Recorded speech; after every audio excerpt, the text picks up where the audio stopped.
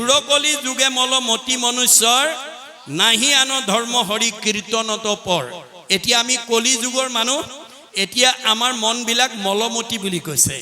গতিকে ইয়াত আমি এই মলমতি মনক আমি উদ্ধাৰ কৰিব পৰা শক্তি ভগৱন্তৰ হৰি কীৰ্তনৰ বাদে আৰু দ্বিতীয় নাই।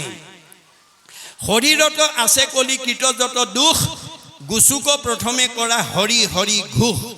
মনত ৰাখিব, আপোনালোকৰ মনৰ পৰা বেয়া ভাৱবিলাক আঁতৰাবলৈ হ'লে হৰি নাম ঘোষণা কৰিব লাগিব। হৰি নামৰ ইটো দুগুটি অক্ষৰ, জিভা অগ্ৰে থাকে যাৰ, গংগা গয়া কাশী প্ৰয়াগ সেতুক যাইবাক নলাগে তাৰ।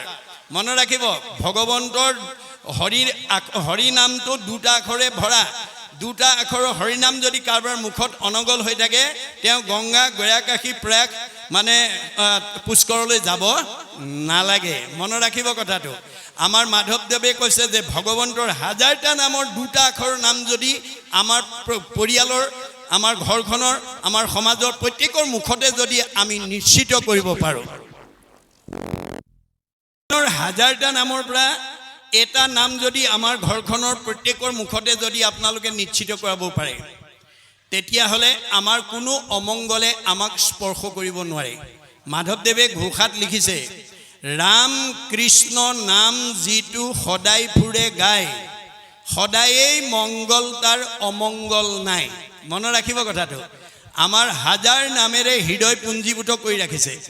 আমাৰ নাম কাৰোপা ধাৰ কৰিব নালাগে।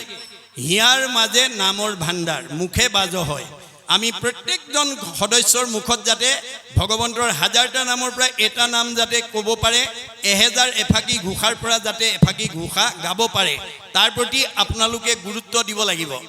গতিকে ভগৱন্তৰ নাম নোলোৱা কোনো জীৱই কলি মলৰ পৰা মুক্ত হ'ব নোৱাৰে। চাবোন চাৰ্ফ ব্যৱহাৰ নকৰা পৰ্যন্ত কাপোৰৰ মলি যেনেকৈ আঁতৰ নহয়, তেনেকৈ কৃষ্ণ নাম নোগোৱা মানুহৰ পৰা কলিমল মায়ামল আঁতৰ হ'ব নোৱাৰে। সেইকাৰণে দাৰ্শনিক পণ্ডিতে কৈছে, চিং of Hari with his form in heart, no other virtue is greater than নাম স্বৰ্থ। ভগৱন্তৰ হাজাৰটা নামৰ পৰা এটা নাম যদি আমি কাৰোবাৰ মুখত নিশ্চিত কৰাই দিব পাৰোঁ, তাতকৈ আৰু পুণ্য বেলেগ নাই। মনত ৰাখিব কথাটো।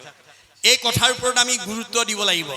আজি আমাৰ বহুতে নতুনকৈ মাত ফুটিব খোজা ল'ৰা ছোৱালীক বেয়া কথা এটা, বেয়া শব্দ এটা ক'বলৈ কৈ পেলাই তাৰ মুখত যদি সেইটো শব্দ কয় বা ফুটে, শুনি আনন্দ পায়। তেনেকুৱা স্বভাৱ যদি আজি আপোনালোকৰ ইয়াত বহি থকা কাৰোবাৰ আছে, আজি ইয়াতে এৰিব। কাৰণ আপুনি বেয়া শব্দ বা বেয়া বাক্য এটা যদি সৰু ল'ৰা ছোৱালীৰ মুখত ফুটাই দিয়ে, আপুনি এটা বেয়া বীজ ৰুই দিলে। তাৰমানে শব্দ ব্ৰহ্ম, ৱৰ্ড ইজ গড, ই অবিনাশী। মনত ৰাখিব, ই কেতিয়াও বিনাশ নহয়। গতিকে আপুনি সৰুতে যদি ল'ৰা ছোৱালীৰ মুখত এটা বেয়া শব্দ বা বেয়া বাক্য ফুটাই দিলে, বেয়া গুটি এটা ৰুই দিলে, আৰু এদিন এজোপা ডাঙৰ গছ হ'ব। তাৰ ফল আপোনালোকৰ ঘৰৰ পৰিয়াল, ওচৰ চুবুৰীয়াই খাব লাগিব। তাৰ মুখেদি বেয়া কথা, বেয়া মাত মানে নিশ্চিত হৈ থাকিব। তাৰ পৰিৱৰ্তে ভগৱন্তৰ হাজাৰটা নামৰ এটা নাম যাতে আমি ক'বলৈ যাতে সৰুতে আমি শিকাব পাৰোঁ, তাৰ প্ৰতি গুৰুত্ব দিব লাগিব। ৰাম বুলি কোৱা, কৃষ্ণ বুলি কোৱা, হৰি বুলি কোৱা, এই বুলি যদি হাজাৰটা নামৰ পৰা এটা নাম ফুটাব পাৰে, আপুনি ভাল বীজ এটা ৰুই দিলে। আৰু মনত ৰাখিব কথাটো। গতিকে এই কথাবোৰ নজনাৰ কাৰণে আজি আমাৰ পৰিয়ালতে বহুত ল'ৰা ছোৱালীৰ মুখত বেয়া কথা, বেয়া মাত আমি শুনিবলৈ পাওঁ। কাৰণ তেওঁ সৰুতেই তেনেকুৱা শব্দ বা তেনেকুৱা বাক্য শুনাইছে বা কোৱাইছে। এই তথ্য আমাৰ আছে। গতিকে আপুনি ধেমালিতেও ল'ৰা ছোৱালীক সাও সপনি নিদিব। ধেমালিতেও আনক অন্তৰত বেয়া পোৱা কথা নক'ব। শব্দ ব্ৰহ্ম, মনত ৰাখিব কথাটো। গতিকে গুৰুজনে কৈছে, তোমাৰ মুখৰ আগতে বিষ অকণমান পৰি আছে, তুমি নাজানি ধেমালিতে অমৃত বুলি খাই দিলা। বিহে ক'ব নেকি এওঁ ধেমালিতে খাইছে নামাৰো বুলি? বি ধেমালিতেই খাওক বা জানিয়েই খাওক বা নাজানিয়ে খাওক, বি খালে মানুহ মৰিবই। আপুনি এটা বেয়া শব্দ ধেমালিতে কওক বা সঁচাকৈ কওক, সি প্ৰতিক্ৰিয়া কৰিবই। যাৰ কাৰণে মহাপুৰুষ শংকৰদেৱৰ স্বহস্তে লিখা ভক্তি প্ৰদীপত এটা কাহিনী দেখুৱাই থৈ গৈছে। এদিন মানে গংগা নদীৰ পাৰে পাৰে চান্দালিনী আহি আছে। তাতে আকৌ পাৰতে সুশীল নামৰ ব্ৰাহ্মণ এজনে পূজা কৰি আছে। চান্দালিনীয়ে আহি পেলাই সুশীলক ক'লে, বোপা তুমি কাৰ পূজা কৰিছা? আই চান্দালিনী, মই বিষ্ণুতকৈও শ্ৰেষ্ঠ দেৱতা পূজা কৰিছোঁ। বিষ্ণুতকৈও শ্ৰেষ্ঠ দেৱতা পূজা কৰিছে? বিষ্ণুতকৈও শ্ৰেষ্ঠ। সেইজন কোন? ইন্দ্ৰ। উদ্ধবাহু হৈ ক'লে, লগে লগে চিহ কি শুনিলোঁ বুলি দুইখন কাণত ঠিলা দি দৌৰ মাৰি 108 বাৰ গংগাত বুৰ মাৰি বাঁহীটো শুদ্ধ কৰি দিলে। অৰ্থাৎ এতিয়া শব্দ ব্ৰহ্ম আমি বহি থকা ইমান সময় আমাৰ গাৰ নুমে নুমে চব সোমাই গৈছে, মনত ৰাখিব কথাটো। গতিকে 108 বাৰ বুৰ মাৰি বাঁহীটো শুদ্ধ কৰিলে, কিন্তু কাণেদি সেই শব্দটো গুচি গ'ল। তাৰ প্ৰতিক্ৰিয়াৰ পৰা নিজক বচাবৰ কাৰণে পাৰতে বহি কৃষ্ণ নাম জপ কৰি আছে। তেনেতে নাৰদ আহি ওলালেহি। নাৰদে আহি পেলাই কৈছে, আই চান্দালিনী, তুমি তিতা বস্তুৱে কি কৰিছা? বোপা কি ক'বা, আজি মোৰ বৰ ডাঙৰ দুৰ্ঘটনা। কি হ'ল? মই গংগাৰ পাৰে পাৰে আহি আছিলোঁ, সুশীলে পূজা কৰি আছিলে। কাৰ পূজা কৰা বুলি সুধিলোঁ, বিষ্ণুতকৈ শ্ৰেষ্ঠ দেৱতা বুলি ক'লে। সেইজন কোন বুলি সোধাত মানে ইন্দ্ৰ বুলি ক'লে। মই শুনাৰ লগে লগে কাণত ঠিলা দি 108 বাৰ বুৰ মাৰি বাঁহীটো শুদ্ধ কৰিলোঁ, কিন্তু কাণৰ ফুটাই দি শব্দটো গ'ল। তাৰ প্ৰতিক্ৰিয়াৰ পৰা নিজক বচাবৰ কাৰণে কৃষ্ণ নাম জপ কৰি আছে। নাৰদে ক'লে, কি কোৱা চান্দালিনী? যাক চুলে গা ধুব লাগে, যাৰ ছাঁটো গছকিলে অপবিত্ৰ হয়, যাৰ লগত সংলাপ কৰিলে অপবিত্ৰ হয়, তোমাক অপবিত্ৰ কৰিছে, এই কথাতে মই আশ্চৰ্য প্ৰকাশ কৰিছোঁ। তেতিয়া চান্দালিনীয়ে ক'লে, নাৰদ, তুমি ঠিকেই কৈছা, কিন্তু মোৰ প্ৰাৰব্ধ কালত ভগৱানৰ ওচৰত এটা নিবেদন আছিল, আৰু সেই নিবেদনত তেওঁ অনুমোদন জনাই থৈছে। মোৰ নিবেদনটো আছিল কি? প্ৰভু, কৰ্মফলে জীৱা জন্ম হৌক সংসাৰত, তভু নচাৰ উপচিত তো আচৰণত। কৰ্মফলে তুমি মোক শিৱসাগৰতে দিয়া বা যোৰহাটতে দিয়া, মানে ডিব্ৰুগড়তে দিয়া বা খকনগুৰিতে দিয়া, কৰ্মফলে য'তেই জন্ম দিয়া তাত মোৰ আপত্তি নাই, কিন্তু তাতেই থাকি যাতে তোমাৰ নাম ল'ব পাৰোঁ, সেই কৃপা তুমি মোক কৰিব লাগিব। যে তুমি কোৱাৰ দৰে মই চান্দালিনীৰ গৰ্ভত কৰ্মফলে জন্ম গ্ৰহণ কৰিলোঁ সঁচা, কিন্তু কৃষ্ণ সি পৰম দেও সংসাৰতে সাৰ, পাতকীও তৰে মাত্ৰ নাম লৈলে যাৰ, সেই কৃষ্ণ এৰি যিটো আন দেৱ পূজৈ, পশুটো অধম সিটো একোৱে নুবুজৈ, হেন পাখণ্ডত মই কৰিলোঁ আলাপ, এতেকে সিজিল মোৰ অমোচন পাপ। বেয়া মানুহৰ লগত কথা পাতিলে আপুনি তাৰ শ্বেয়াৰ হোল্ডাৰ হ'ব লাগিব, মনত ৰাখিব কথাটো। আপোনালোকৰ ঘৰলৈ 4 প্ৰকাৰ মানুহ আহে দেই, মাধৱদেৱে চিনাকি কৰি দিছে। অধমে কেৱল দুখ, মধ্যমে দুখ গুণ কৰে বিশ্বাস, উত্তমে কেৱল গুণ, উত্তমে অল্প গুণ কৰে বিস্তাৰ। আপোনাৰ ঘৰলৈ অহা আলহী অতিথি বন্ধু বান্ধৱজনে আহিয়েই যদি চিধাই যদি পৰ চৰ্চা, পৰ নিন্দা, পৰ সমালোচনা পাতিলে, জানিব আৰু আচলজনে আহিল। আৰু তাক যিমান পাৰে সোনকালে চাহ তামোল অকণ খুৱাই পঠিয়াই দিব, নহ'লে যদি বেয়া পায় বুলি হয় হয় খলাগি থাকে, তাকো সম্ভাষণ যিজনে কৰে আজন্মৰ পুণ্য তেখনে হৰে। মনত ৰাখিব কথা, আপোনাৰ সঞ্চিত পুণ্য নষ্ট হৈ যাব, আৰু আপুনি তাৰ শ্বেয়াৰ হোল্ডাৰ হ'ব লাগিব। বেয়া মানুহে কৰা পাপৰ অংশীদাৰ হ'ব লাগিব।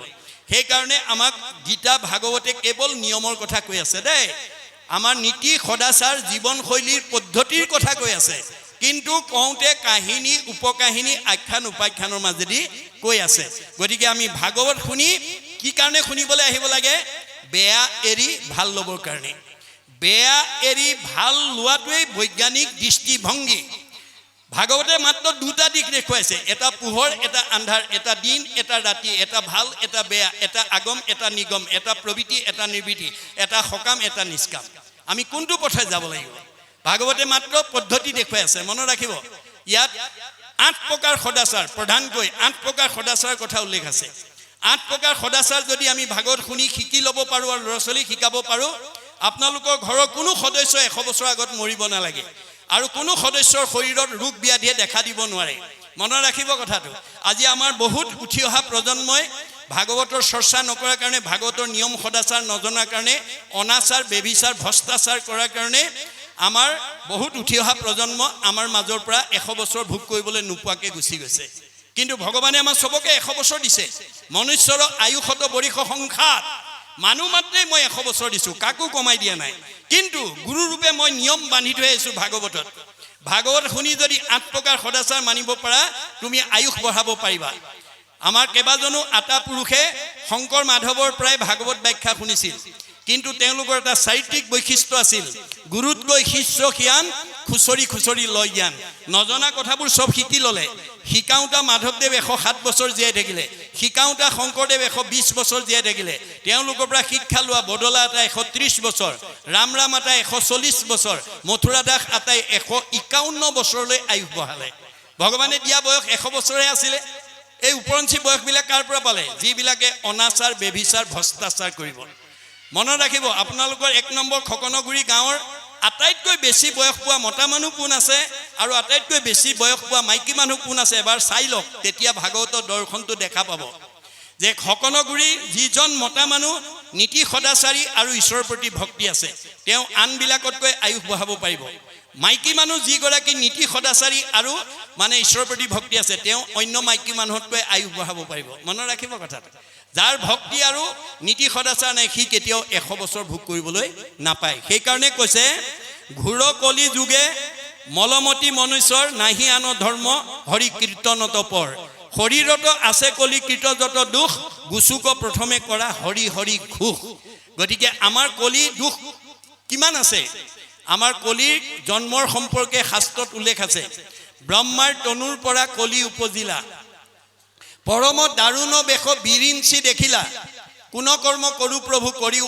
আদেশ দিওঁ ৰাজ পদ তজু পাওঁ উপদেশ মানে কলি ব্ৰহ্মাৰ দেহৰ পৰা উৎপত্তি হৈয়ে বাপেকক দাবী কৰিছে দেউতা মোক জন্ম দিলেই নহব ভোগৰ সামগ্ৰী গোটাই দিয়া শুনি চাৰি মুখে ব্ৰহ্মা গুণিয়া চাহিলা তাৰ ভাৱ দেখি তাক কলি নাম দিলা জন্ম হৈয়ে যিটো সন্তানে ভোগৰ সামগ্ৰী বিচাৰিছে ই সাধাৰণ সন্তান নহয় চাৰি মুখে চাই পেলাই তেওঁক নাম দিলে কলি আৰু সামগ্ৰী গোটাই দিলে মলিনী নলিনী নামে দুই ভাৰ্যা দিলা দুহান্তৰ হন্তে চাৰি পুত্ৰ উপজিলা ভোগ কৰিবৰ কাৰণে দুগৰাকী বিয়া কৰাই দিলে তাৰ পৰা চাৰিটা সন্তান হ'ল কি সন্তান কাম ক্ৰোধ লোভ মোহ চাৰি পুত্ৰ জাত কলিৰ পুতেককেইটাৰ নাম কাম ক্ৰোধ লোভ মোহ আপোনালোকৰো জন্ম দিছে নেকি চাব কাম ক্ৰোধ লোভ মোহ চাৰি পুত্ৰ জাত গৰ্ব অহংকাৰ দুই মন্ত্ৰী যে সাক্ষাৎ গৰ্ব আৰু অহংকাৰ বুদ্ধি দিয়া মন্ত্ৰী দম্ভ দেশ ইৰিকা অসূয়াক চাৰিজন সেনাপতি পাতি দিলে ব্ৰহ্মাৰ বচন এইকেইজন আগ্ৰনোৱা হিংসা পৈক্ষন্য ইৰিষা মদ মৎসৰক লহকৰ পাতি দিলা কলি দুৰ্মদক একেটাক লগৰীয়া পাতি দিলে এই সেই কলি পৰিয়ালৰ 16 জনীয়া সদস্য ক'ত থাকে মনৰ লগত থাকে এই 16 জন তৰিব নোৱাৰে লোক এই সেই কাৰণ যাৰ মনত এই 16টা কলিৰ বেয়া গুণে প্ৰতিষ্ঠা হৈ থাকিব কি আজিৰ দৰে অনুষ্ঠানলৈ আহিব নোৱাৰে ভাল চিন্তা কৰিব নোৱাৰে ভাল কাম কৰিব নোৱাৰে সদায় তেওঁ বেয়া জেগালৈ যাব বেয়া চিন্তা কৰিব বেয়া কৰ্ম কৰিব গতিকে এটা হৈছে আমাৰ মনৰ এটা পিঠিৰ মল আনটো পিঠিত মায়ামল মায়াৰো 16টা বেয়া গুণ বুলি পেলাই শাস্ত্ৰত কৈছে দম্ভ দৰ্প পৰ নিন্দা অভিমান তিৰস্কাৰ লোভ মোহ কাম ক্ৰোধ গৰ্ব অহংকাৰ হিংসা কামনা আশা হঠ বেভিচাৰ এহি 16 গোটা পুত্ৰ জানিবা মায়াৰ ক'ত থাকে মনৰ লগত থাকে এহি 16 জন তৰিবে নোৱাৰে লোক এহি হে কাৰণ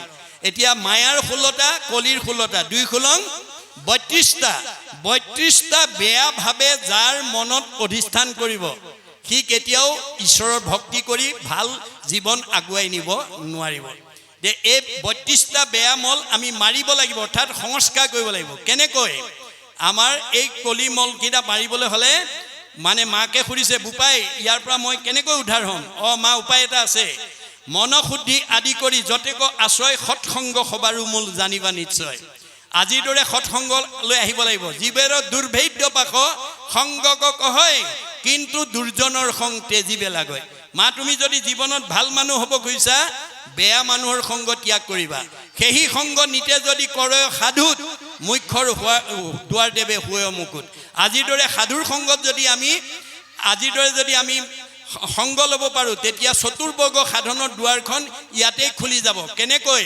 শ্ৰৱণ কীৰ্তনে আৰু বৈকুণ্ঠক যায় ধৰ্ম অৰ্থ কাম মুখ্য সবে আত পায় চব ইয়াতে আছে কপিলে মাকে কৈছে মাকক কপিলে কৈছে মা স্বৰ্গ নৰক দুইকো ঐত দেখা আই কতো সুখে কতো দুখতে প্ৰাণ যায় ভাগৱত নুশুনাৰ কাৰণে একেখন গাঁৱতে কিছুমানে দুখ বেদনাত কটাইছে কোনোবাই সুখ শান্তিত কটাইছে গতিকে ভাগৱত নুশুনা মানুহে কেতিয়াও জীৱনৰ পথটো শুদ্ধভাৱে যাব নোৱাৰিব গতিকে ভাগৱতে আমাৰ পথ নিৰ্দেশনা দি আছে এই কথাখিনি আমি জানিবৰ কাৰণে আপোনালোকৰ আঞ্চলিক জিলা তথা প্ৰাথমিক শাখাই এই নামঘৰ থকা পৰ্যন্ত যদি সাপ্তাহিকভাৱে হয় বহকীয়াভাৱে হয় যদি এই ভাগৱত অনুষ্ঠান অনুষ্ঠিত কৰি প্ৰথম স্কন্ধৰ পৰা দ্বাদশ স্কন্ধ ভাগৱত যদি আমাৰ এইখন গাঁৱলৈ অহা জীৱবিলাকক শুনাব পাৰে তেওঁলোক সকলো পৰীক্ষিতৰ দৰে গতি পাব আৰু এইখন গাঁৱলৈ অনাগত দিনত বৃদ্ধ পিতৃ মাতৃক বৃদ্ধাশ্ৰমলৈ খেদি পঠিওৱা জীৱ শাহু বোৱাৰীৰ মাজত মনোমালিন্য হৈ থকা জীৱ, স্বামী স্ত্ৰীৰ মাজত মনোমালিন্য হোৱা জীৱ, ককাই ভাইৰ মাজত মনোমালিন্য হোৱা জীৱ, সীমা ঘৰীয়াৰ মাজত মনোমালিন্য হোৱা জীৱ এইখন গাঁৱলৈ আহিব নোৱাৰে। পোহৰৰ ওচৰলৈ যেনেকৈ আন্ধাৰ আহিব নোৱাৰেটো বিজ্ঞানসন্মত বাস্তৱ সত্য, ইউনিভাৰ্চেল ট্ৰুথ, ঠিক তেনেকৈ ভাগৱত ভক্তি ধৰ্ম যিখন গাঁৱত, যিখন ঘৰত, যিখন সমাজত প্ৰতিষ্ঠা হৈ থাকে তালৈ কোনো বেয়া জীৱ আহিব নোৱাৰাটো তেনেকৈয়ে সত্য। মনত ৰাখিব কথাটো। গতিকে ভাগৱত যাতে আমাৰ প্ৰত্যেকখন গৃহস্থীয়ে যাতে ল'ৰা ছোৱালী জন্মদিনত যাতে আমি পশ্চিমীয়া সংস্কৃতিৰে জন্মদিন নাপাতি মহাপুৰুষৰ আদৰ্শৰে যাতে পাতিবৰ কাৰণে আমি আগবাঢ়ি আহোঁ, তাৰ প্ৰতি মই আহ্বান জনাইছোঁ। আমাৰ পশ্চিমীয়া সংস্কৃতি কি, বেলুন কিছুমান ফুটাই তাৰমানে কেক বনাই নামটো তাৰ ওপৰতে লিখি জ্বলা মমডাল ফু মাৰি নুমুৱাই কটাৰীয়ে কাটি তাকে খাবলৈ দিয়া যিটো সংস্কৃতি, আপোনালোকে এবাৰ ভাবকচোন, মৰা মানুহৰ শ্ৰদ্ধাঞ্জলি জনাবলৈ ধূপ ধূনা বন্তি জ্বলাই লয়, কিন্তু আমাৰ জীয়া ল'ৰাটো বা ছোৱালীজনী জন্মদিন পাতোঁতে আকৌ আমি জ্বলা মমডাল ফু মাৰি নুমাই লওঁ আৰু কেকত তাৰ নামটো লিখি কটাৰীয়ে তাকে কাটি তাকে খাবলৈ দিওঁ।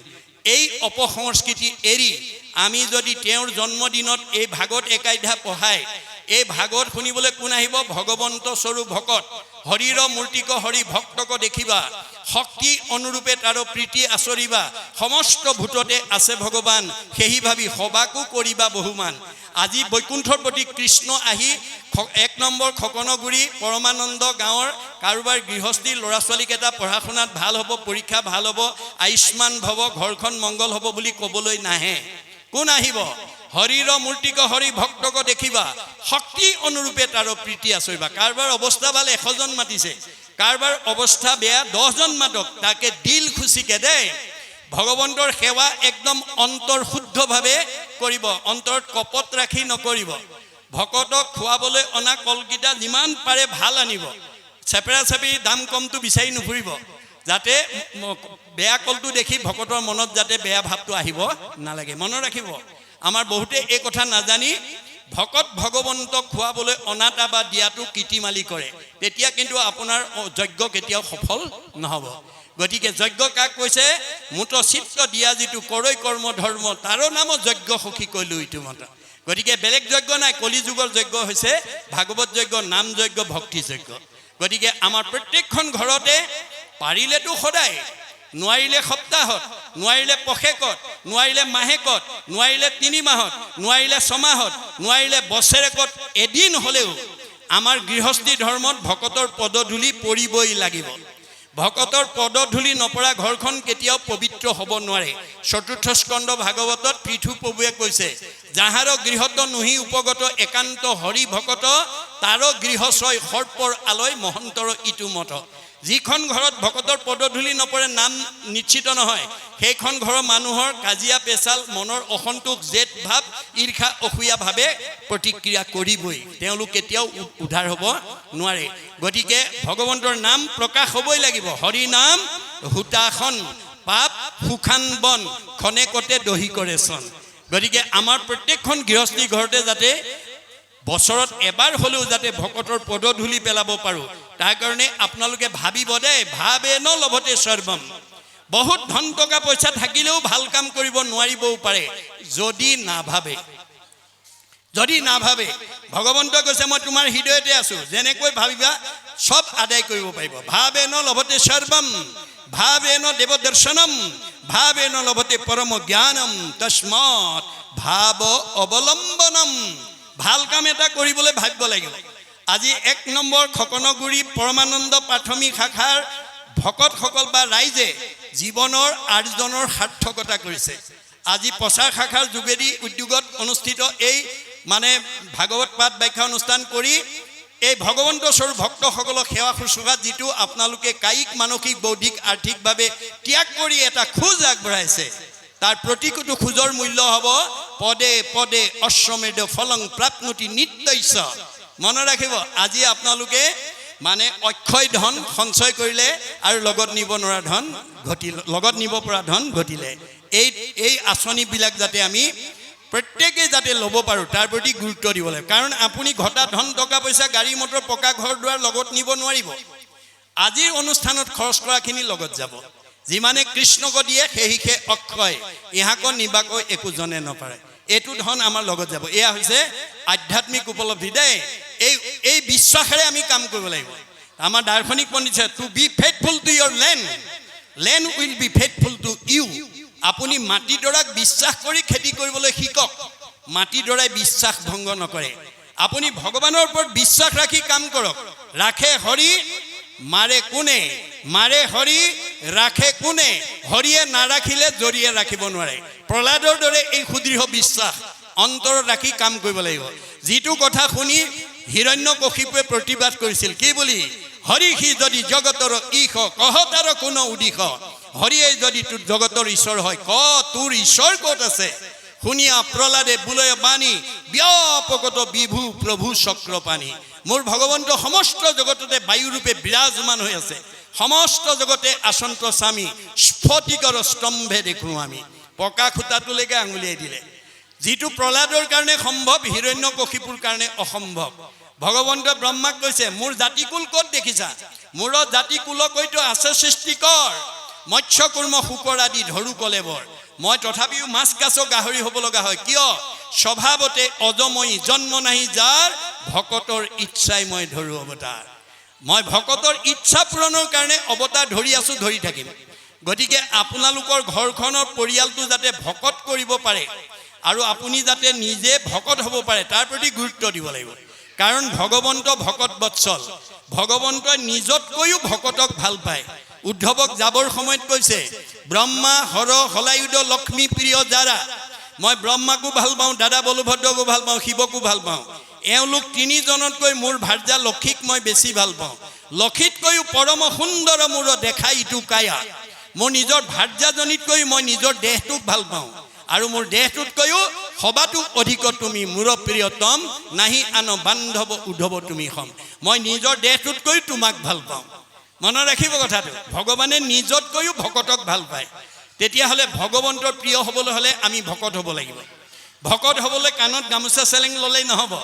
তিনিটা আখৰৰ গুণ লাগিব। ভকত। এই তিনিটা আখৰৰ গুণ যাৰ থাকে সি ডেকা ল'ৰাই হওক, গাভৰু ছোৱালীয়ে হওক, বোৱাৰীয়ে হওক, জীয়াৰীয়ে হওক, বাল্যই হওক, বৃদ্ধ, তেওঁ ভকত। ভ আখৰে কি কৈছে? ভ শব্দে ভগৱন্ত ভৱ বিমোচন, ভজন ভক্তিত তুষ্ট হুৱন্ত সিজন। ভগৱন্তই কাক ভাল পায়? মানুহৰ জন্ম পাই যি ৰাতিপুৱা গধূলি গা পা ধুই ধূপ এডাল জ্বলাই তেওঁ উপাসনা কৰে, সেইজনক ভাল পায়। আমাৰ মাক বাপেকে কোন ল'ৰা ছোৱালীক ভাল পায়? যি ল'ৰা ছোৱালীয়ে মাক বাপেকক শ্ৰদ্ধা কৰে, ভক্তি কৰে, মৰম কৰে, আদৰ কৰে, সন্মান কৰে, কথা শুনে, হাক বচন মানে, দিহা পৰামৰ্শ মতে চলে, সেইটো সন্তান সকলো মাক বাপেকৰ মৰমৰ। সন্তান হৈ যদি কোনোবাই মাক বাপেকক শ্ৰদ্ধা নকৰে, ভক্তি নকৰে, মৰম নকৰে, আদৰ নকৰে, কথা নুশুনে, হাক বচন নামানে, সেইটো সন্তান কোনো মাক বাপেকৰ প্ৰিয় হ'ব নোৱাৰে। এইটো যেনেকৈ বাস্তৱ সত্য। আমি কাৰ সন্তান? আমাৰ ভাগৱতই কৈছে যিজনৰ ত্ৰিপিটিত তুষ্ট হ'ব দেও, জানিবা সিজন পিতৃ এক কৃষ্ণ দেও।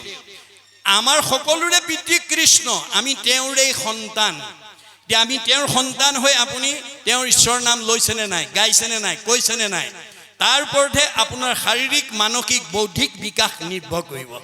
আমাৰ বিশ্ববিখ্যাত নাট্যকাৰ শেক্সপিয়াৰে কৈছে mind can be purified by the music, body can be purified by the exercise, both body and mind can be purified by the dance. যি মানুহে লোকগীত গাব, বৰগীত গাব, ঘোষা গাব, কীৰ্তন গাব, প্ৰাৰ্থনা কৰিব, তাৰ মগজটো শুদ্ধ হৈ থাকিব। যি ভকতৰ লগত বাৱৈ হাত তালি যিটো কৰিয়া কীৰ্তন, মোৰ প্ৰেম ভাৱত যাৰ আকুল ভৈল মন, মাটিত লুটাৰি পৰে যিটো মহাশয়, সত্যে সত্যে গৈলো সখী তাহাঁতে বিক্ৰয়। যি মানুহে হাত চাপৰি বাই ঈশ্বৰৰ নাম লয় তেওঁ শৰীৰ শোধন হয়। Both body and mind can be purified by the dance. নৃত্য কৰিলে শৰীৰ মন দুইটাই শোধন হয়। আমাৰ গুৰুজনৰ মতে এই খকনগুৰি 1 নম্বৰ বুঢ়া নামঘৰটো ধুনীয়াকৈ পকাৰে বনাই থ'লেই নহ'ব। খকনগুৰি গাঁৱৰ বাসিন্দাসকলে জন্ম দিয়া ল'ৰা ছোৱালীবিলাকক ইয়ালৈকে আনি মহাপুৰুষ দুজনৰ 6খন 12খন বা যিকোনো নিৰ্গুণ কৃষ্ণৰ গুণলীলা থকা এখন নাটক যদি ইয়াত যদি আপোনালোকে জন্ম দিয়া ল'ৰা ছোৱালীৰ দ্বাৰা পৰিৱেশন কৰিব পাৰে, তেতিয়া আপোনালোকৰ ল'ৰা ছোৱালীবিলাকৰ জীৱনলৈ আধ্যাত্মিক আৰু ধৰ্মীয় দৰ্শন কেনেকৈ নামি আহিব? বেদত কৈছে কেশৱ অগ্ৰে গীতং বাদ্যং নিত্যং য কৰোতি কলৌ নৰ পদে পদে অশ্বমেধ ফলং প্ৰাপ্নুতি নিত্যৈছ। যিবিলাক শিল্পীয়ে গীত বাদ্য নৃত্য পৰিৱেশনৰ দ্বাৰা ভগৱন্তৰ অগ্ৰত নিৰ্গুণ কৃষ্ণৰ গুণলীলা পৰিৱেশন কৰিব, তেওঁলোকৰ প্ৰতিটো খোজৰ মূল্য হ'ব এটা এটা অশ্বমেধ যজ্ঞৰ সমান পুণ্য। আৰু যিসকল দৰ্শকে আহি চাবহি, গীতং বাদ্যং নিত্যং হৰি কথা শুনে স্বপুণ্যাত্মা তলৈকৰ ওপৰে সংস্থিতা, তেওঁলোকক ক'ত থ'ব? তলৈকৰ ওপৰত, তাত বৈকুণ্ঠত।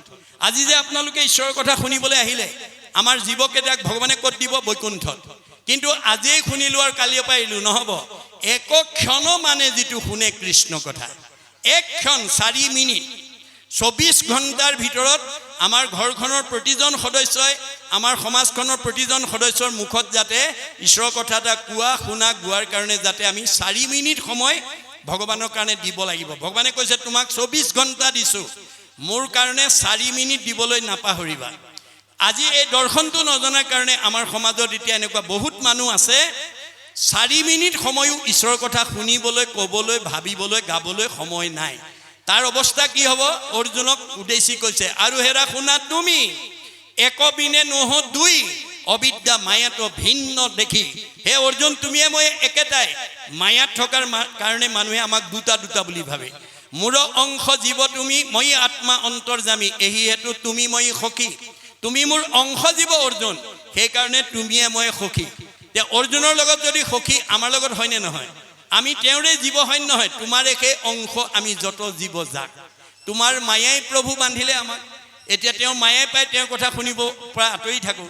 আমি ভগৱানক দাবী কৰিব লাগে, দিওঁ উপদেশ ভজো তোমাৰ চৰণে, কৰ্মৰ বন্ধন সিন্ধু শ্ৰৱণ কীৰ্তনে।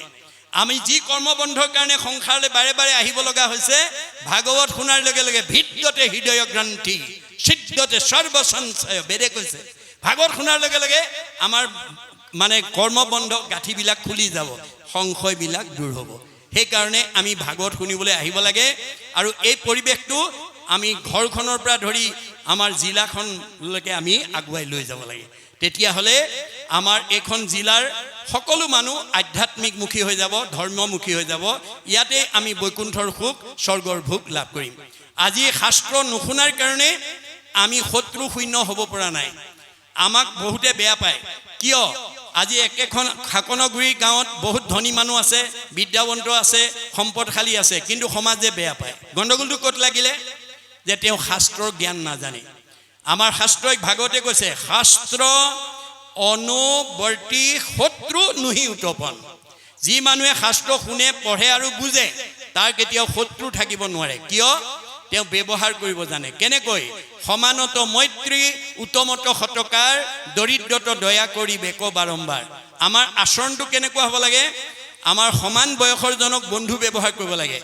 আমাতকৈ কোনোবা বয়সতো ডাঙৰ হ'ব পাৰে, জ্ঞানতো জ্যেষ্ঠ হ'ব পাৰে, জ্যেষ্ঠজনক মান্যতা কৰিব লাগে আৰু নিজজনক মৰমৰ চকুৰে চাব লাগে। এতিয়া আমি এই কথাটো নাজানি ল'ৰা ছোৱালীক বহুত শিক্ষা দি ডক্টৰেট উপাধি দিছোঁ, ডাক্তৰ, ইঞ্জিনিয়াৰ, অফিচাৰ, প্ৰবক্তা কৰি পঠাইছোঁ। কোনোবা ছোৱালীক আমি মাষ্টাৰ ডিগ্ৰী কৰি ডাক্তৰণী, মাষ্টৰণী, টেট মাষ্টৰণী কৰি পঠাইছোঁ। কিন্তু খকনগুৰি এই বুঢ়া নামঘৰৰ দৰে পিতৃ মাতৃয়ে ল'ৰা ছোৱালীক উচ্চ শিক্ষা দি কাৰোবাক ডক্টৰেট উপাধি দিছে, কোনোবা ডাক্তৰ, ইঞ্জিনিয়াৰ, অফিচাৰ, প্ৰবক্তা হৈছে। কিন্তু ভাগৱতৰ আধ্যাত্মিক জ্ঞান নথকাৰ কাৰণে, পুথিগত ডিগ্ৰী আছে কিন্তু আধ্যাত্মিক জ্ঞান নথকাৰ কাৰণে বহুত ডিগ্ৰীধাৰী পুত্ৰই বৃদ্ধ পিতৃ মাতৃক বৃদ্ধ বয়সত বৃদ্ধাশ্ৰমলৈ খেদি পঠোৱা পৰিলক্ষিত হৈছে। বহুত ছোৱালী ডিগ্ৰী দি বিয়া দিছে, কিন্তু আধ্যাত্মিক শিক্ষা নিদিয়াৰ কাৰণে শহুৰ শাহুৰ বা দেউৰ ননন্দী প্ৰিয় হ'ব পৰা নাই। সেইকাৰণে ৰামায়ণত জনক ৰজাই সীতাক শ্ৰীৰামচন্দ্ৰলৈ বিয়া দি বিদায়ৰ সময়তে এই নৈতিক জ্ঞান দি পঠিয়াইছে। কি বুলি কৈছে? আই সীতা, তুমি মোৰ যোনিজাত সন্তান নোহোৱা, তোমাক মই যজ্ঞভূমিত লাভ কৰিছোঁ। যদিও যজ্ঞভূমিত লাভ কৰিছোঁ, তুমি পিতৃ মাতৃ অতি মৰমৰ, অতি স্নেহৰ, অতি আদৰৰ। অজনিকা তোমাক লভিলোঁ যজ্ঞভূমি, পিতৃৰ মাতৃৰ প্ৰিয়তম জীও তুমি। তুমি যদিও মই যজ্ঞভূমিত পাইছোঁ, তুমি পিতৃ মাতৃ এজনী মৰমৰ ছোৱালী। ত্ৰিভুৱন নিৰূপমা তুমি মহাসতী, পৰম দুৰ্লভ আতি লভিলা সুপতি। তুমি ত্ৰিভুৱনৰ ভিতৰতে এজনী ধুনীয়া ছোৱালী আৰু এজন ধুনীয়া স্বামী লগ পালা। আইখিতা স্বামীৰ সান্নিধ্য পালেই নহ'ব, তোমাৰ দায়িত্ব আৰু কৰ্তব্য আছে। কি? সতী স্ত্ৰী সকলৰ স্বামীকে ভূষণ, কদাচিতো নলংঘিবা স্বামীৰ বচন। তুমি এজনী সতী তিৰোতা হিচাপে তোমাৰ প্ৰথম অলংকাৰ হ'ব স্বামী ভক্তি।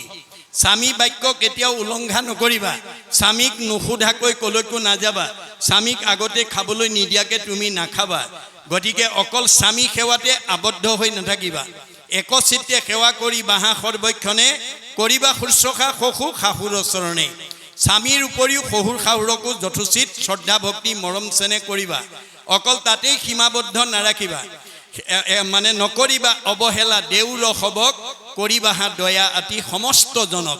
ঘৰত থকা দেউৰ ননন্দী জেঠাল বৰ্জনা যিমান আছে সকলোকে যথোচিতভাৱে মৰম চেনেহ শ্ৰদ্ধা ভক্তি কৰিবা। তেতিয়া কি হ'ব? তেবে তজু শুদ্ধ যশ বাঢ়িব সংসাৰে, ইহ পৰ লোকে সুখ মিলিব তোমাৰে। তেতিয়া তোমাৰ আচৰণ ব্যৱহাৰ মৰম চেনেহত সন্তুষ্ট হৈ শহুৰ শাহুৰে সমাজক ক'ব, মই 1 নম্বৰ খকনগুৰি পৰমানন্দ প্ৰাথমিকৰ পৰা এজনী ধুনীয়া ছোৱালী বিয়া কৰাই আনিলোঁ, ধুনীয়া বোৱাৰী আনিলোঁ। গতিকে এজনী ছোৱালীৰ আচৰণ ব্যৱহাৰে গাঁওখনৰ সমাজখনৰ পৰিয়ালৰ গৌৰৱ কঢ়িয়াই আনিব আৰু এইখন গাঁৱৰ পৰা ভৱিষ্যতে আৰু বহুত ছোৱালী বিয়া হৈ যোৱাৰ পথ প্ৰশস্ত হ'ব। এয়া হৈছে ভাগৱতৰ মত। এই ভাগৱতৰ আদৰ্শৰে যাতে আমি ল'ৰা ছোৱালীবিলাকক আগুৱাই নিব পাৰোঁ। অকল ল'ৰা ছোৱালী জন্ম দিলেই নহ'ব, ভক্তি জ্ঞান দিব লাগিব। ল'ৰা ছোৱালী জন্ম দি সিমানতে সীমাবদ্ধ কৰিলে নহ'ব। উপযুক্ত বয়সত ছোৱালীজনীক এজন উপযুক্ত পাত্ৰলৈ গতাই দিয়া আৰু উপযুক্ত বয়সত ল'ৰাটোলৈ এজনী ছোৱালী, উপযুক্ত ছোৱালী বিয়া কৰাই দিয়া দায়িত্বৰ বোধটো পিতৃ মাতৃৰ থাকিব লাগিব। যদি সেই বোধটো নাই তেতিয়াহ'লে তেওঁলোক পিতৃ মাতৃৰ উপাধিৰ যোগ্যতা নাই বুলি ৫ম স্কন্ধ ভাগৱতত ঋষভ প্ৰভুৱে কৈ থৈ গৈছে। মনত ৰাখিব কথাটো। ভাগৱতে কেৱল নীতি নিয়ম আদৰ্শৰ কথা কৈ আছে।